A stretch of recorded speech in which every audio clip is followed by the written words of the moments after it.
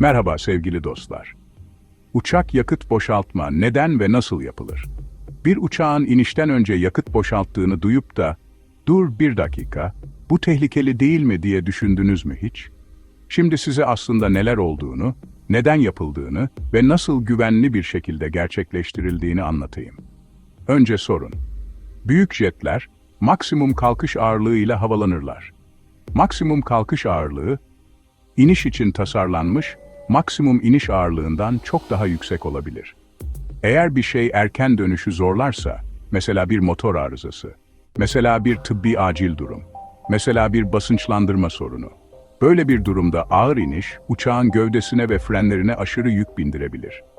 Bu yüzden zaman varsa, mürettebat MLD'ye inmek için yakıt boşaltabilir. Tüm yolcu uçakları yakıt boşaltır mı? Hayır. Birçok dar gövdeli jet, 737'ler, A320'ler. Bu uçakların çoğunda yakıt boşaltma sistemleri yoktur. Onlar ya yakıt yakmak için havada beklerler ya da sonrasında dikkatli bir inceleme gerektiren aşırı ağırlıklı bir iniş yaparlar. Geniş gövdeli, uzun menzilli jetler genellikle yakıt boşaltma sistemine sahiptir. Çünkü yakıt yükleri çok fazladır ve ağırlık azaltma acil olabilir. Peki nasıl çalışır? Yakıt boşaltma, kanatlardan kontrolsüz bir şekilde püskürtülen bir şey değildir. Bu, yakıtı depolardan özel boşaltma valfleri ve nozullar aracılığıyla yönlendiren, kontrollü bir sistemdir. Genellikle kanat uçlarına veya dış arka kenarlara yakın, uçağın sıcak parçalarından uzakta bulunur. Pilotlar sistemi devreye alır, hangi tankların yakıt sağlayacağını ayarlar ve akış hızını kontrol eder. Birçok jette dakikada yaklaşık 2 ila 3 ton yakıt boşaltabilir. Bu, uçağın tipine göre değişir. Genellikle MLW'ye bağlı otomatik bir kesme de bulunur. Böylece güvenli iniş ağırlığına ulaşıldığında sistem boşaltmayı durdurur. Nerede ve ne zaman yapılır? Yüksekte ve açık alanda. Hava trafik kontrolü, pilotların yakıtın dağılabileceği bir irtifa ve alana ulaşmalarına yardımcı olur. Genellikle 5000-6000 feet'in üzerinde ve ideal olarak su üzerinde veya yoğun nüfuslu bölgelerden uzakta. Orada, kerosen ince bir sis haline atomize olur ve çoğu yere ulaşmadan önce buharlaşır. Hava durumu da önemlidir. Rüzgar, sıcaklık, bulut katmanları. Çevresel açıdan mükemmel mi? Hayır. Ancak nadir acil durumlarda, iniş ağırlığını hızla azaltmak en güvenli seçenek olabilir. Yönetmelikler raporlama ve dikkatli koordinasyon gerektirir. Amaç her zaman şudur, yerdeki insanlara minimum risk, minimum ekolojik etki, uçak için maksimum güvenlik. Peki havadaki güvenlik ne olacak?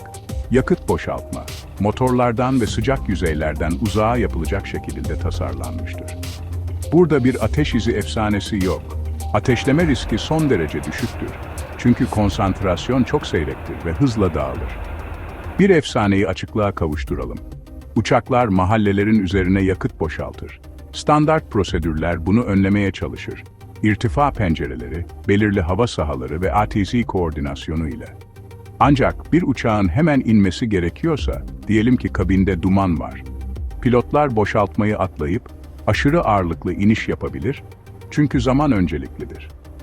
Los Angeles yakınlarında planlanandan daha alçakta yakıtın boşaltıldığı yüksek profilli bir vaka hatırlanabilir.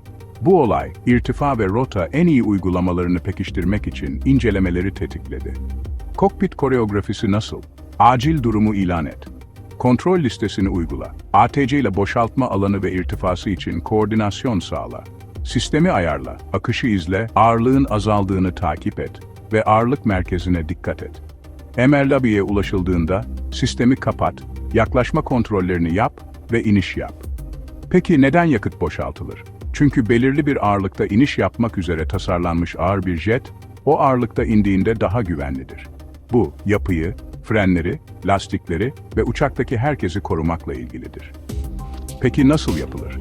Kasıtlı olarak kontrol listeleriyle, ATC ile ve güçlü çevresel güvenlik önlemleriyle. Bir dahaki sefere yakıt boşaltma duyduğunuzda tehlike değil, kontrollü ağırlık azaltma olarak düşünün. Bu nadiren gördüğünüz sessiz sistemlerden biri. Ama ihtiyaç duyulduğunda kötü bir günü güvenli bir inişe dönüştürmeye yardımcı olur. İzlediğiniz için teşekkürler. Siz ne düşünüyorsunuz? Görüşlerinizi yorumlarda bize yazın. Videoyu beğendiyseniz beğenip sevdiklerinizle paylaşmayı ve kanalımıza abone olmayı unutmayınız.